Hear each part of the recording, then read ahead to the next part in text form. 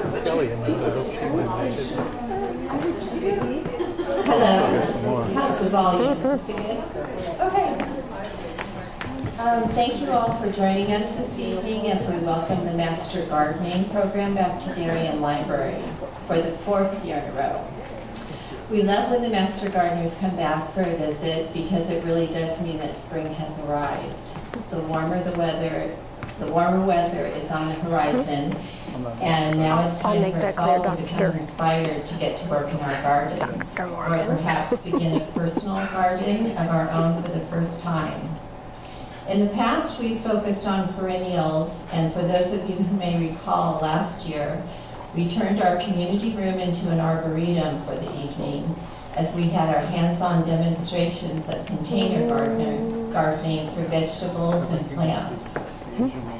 This year, we are focusing on unusual annuals and tropicals, and we'll learn about the various types of plants as well as care instructions, overwintering tips, and sources for acquiring plant material. Let me give you space. Before we begin, I'd like to take a moment and thank both Wally Pugh and Regina Campfield, both Master Gardeners, for all of their help in arranging for this evening's program. We have a wonderful speaker this evening. He is a botanist that holds degrees in biology from Stony Brook University and the City University of New York.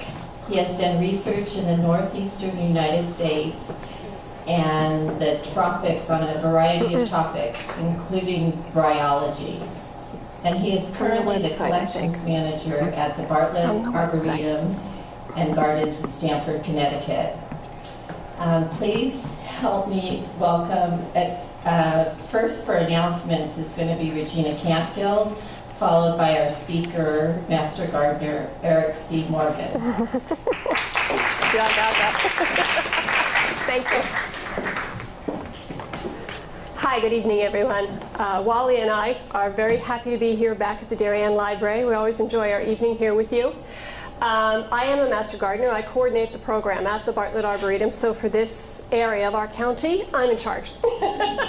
And I see one of our students for this year's class, beg pardon, is here with us, Flora, and there are a couple of other Master Gardeners in the audience. Thank you all for coming tonight, and thank you community members for coming. I'm here just to tell you a little bit about the Master Gardener program. It's a very vibrant community of gardeners. We center our activities from the Arboretum, but we have tendrils out into the entire community. Our folks are in Greenwich and Darien and Fairfield and Westport and New Canaan and everywhere. So if you have any serious interest in gardening, please feel free to look at the Arboretum website or Google Yukon Master Gardeners and learn more about us, or give me a call. We can have a chat. But I also want to tell you of a couple of events coming up. Our big event that I'd like you to know about is the Bartlett Garden Tour, which will take place on Tuesday, June 7th. There's a handout about it, a little bookmark for you to take to save the date. 5 to 6, we haven't quite nailed the number, wonderful gardens in Stamford will be on show that day. And there's a big party the Sunday before, the patron party, so gather all that information and join us. I won't talk too much more, but I do want to mention our plant clinic, which is run by Master Gardeners at the Arboretum during the growing season. We are there 5 days, 5 working days, Monday through Friday, half day on Friday, from May through September. So if you have a question about something in your garden, a problem you need a little help with, some suggestions you're looking for, feel free to call us or come in. So that's about it for all my commercial messages. Thank you for your attention for this. But I'd like to bring on Dr.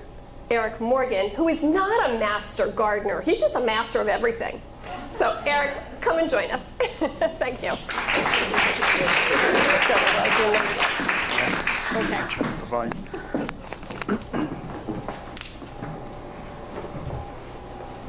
Good. So thank you for having me here tonight. I will try to be as comprehensive as possible with this talk.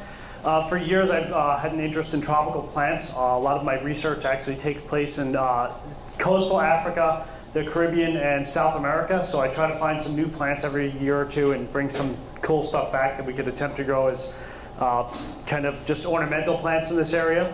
So if you guys have questions along the way, just don't hesitate to stop or call out and yell out my name and I'll stop, or I can go faster or slower if you guys want. So just don't hesitate to participate and let me know exactly how it's going so far. So what I figured I would do is start out with a few tropical plants that are actually hardy in this area. And a lot of people don't think of these tropical or subtropical plants as being hardy, but there's actually a number of ones that are. And the reason I do that is because a lot of people want something to have as a foundation behind a tropical style planting in their yard.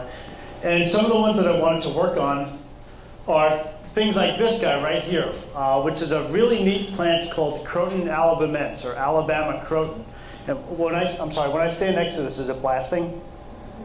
Okay, I just wanted to make sure I wasn't blowing your eardrums out.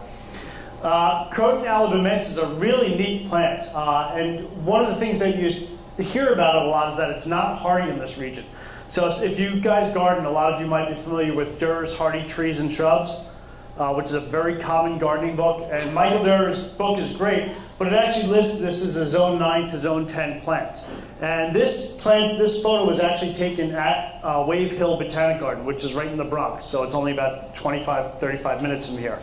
And this is a really neat shrub that'll get anywhere from 3 to 5 feet tall, and in the late summer produces these weird fruits that are covered with these kind of bright silvery glandular dots on them. So it's a shrub that's actually endemic just to Alabama and a few small populations in Mississippi. And it's actually considered one of the most critically endangered plants in the southeastern United States. It does not reproduce very quickly, so that's the reason for its endangerment. But it is an evergreen shrub that has those very glossy upper surface leaves with that very silvery underside to the back of the leaf like you have there. So it's a really neat shrub to grow on the back of a flower border, especially if you're trying to grow other tropicals. Okay, say the name again. It's Croton alabamense. It's related to the houseplant crotons, which have all those weird variegated colors on the leaves. You see them a lot in shopping malls, and like Starbucks occasionally has them in bright sunny spots. So another really neat one is this guy right here. This is actually a hybrid called Cynocalycanthus ralstonii. So it's named after J.C. Ralston, the namesake of the J.C. Ralston Arboretum. He was a well-known horticulturist who passed away just a few years ago. But this is a hybrid between the Carolina or Florida allspice and the Asian species of allspice. And those bright flowers, if you had a picture of somebody's hand right up there, they're about the entire width of somebody's hand. So they get absolutely enormous. It's a deciduous shrub that if you planted rooted cuttings this year, you would have a 3 to 4 foot shrub by the end of next summer. It's a very fast, vigorous growing plant, likes full sun to part shade, and it blooms from June all the way up until usually the first or second week in September. So it's a very prolific bloomer. And what's neat about this guy is it doesn't have the typical petals and sepals. It has these bright maroon, blood red tepals on it, which are extremely showy. So they also have a slight fragrance to them. And a close relative, or one of the parents of that plant, is this guy right here. And this is Calycanthus sinensis. And again, that flower you can kind of see from that picture is almost 5.5 inches across.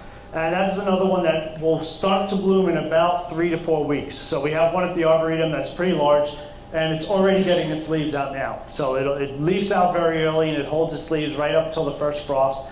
It's extremely hardy and a very prolific bloomer. So it also does well in full sun to part shade. And both of those plants are fairly unknown still. They've just recently been introduced to a lot of the nurseries in the Northeast. But you can find it just about everywhere this year, we hope, including our plant sale. Yeah, you can actually see the hand in the picture behind there. I'm at a weird angle, I can't quite make it out. So you can see how large those flowers actually get. A little bit more distant relative to those guys are the different allspice trees. So, and this is a Florida allspice, which is called Illicium floridanum, Illicium. And if you're into cooking, it is the cooking allspice. It produces that star-shaped fruit that you see in the herb garden jars. So you can actually use them for culinary uses. The Asian species is the one that you more commonly see for sale for cooking. But this is another very neat evergreen shrub that is very underused in this area. And if you look in a lot of books, it lists it as a zone 8B to 9A plant. But just like rhododendrons in this area, it'll take a beating in the winter. The leaves will completely drop down. They'll look dead. But once the sun gets on them, they warm up. The turgor comes right back into the leaves and they expand right out. Another good thing about them is they're very pungent. They're loaded with a ton of different chemicals. So you crush up the leaves on these guys and they have almost a very strong cinnamony scent to them. And that taste inside those leaves that causes that scent actually repels deer.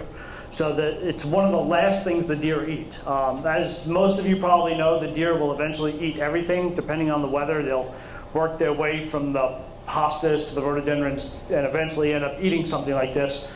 But it tends to be fairly resistant to their damage.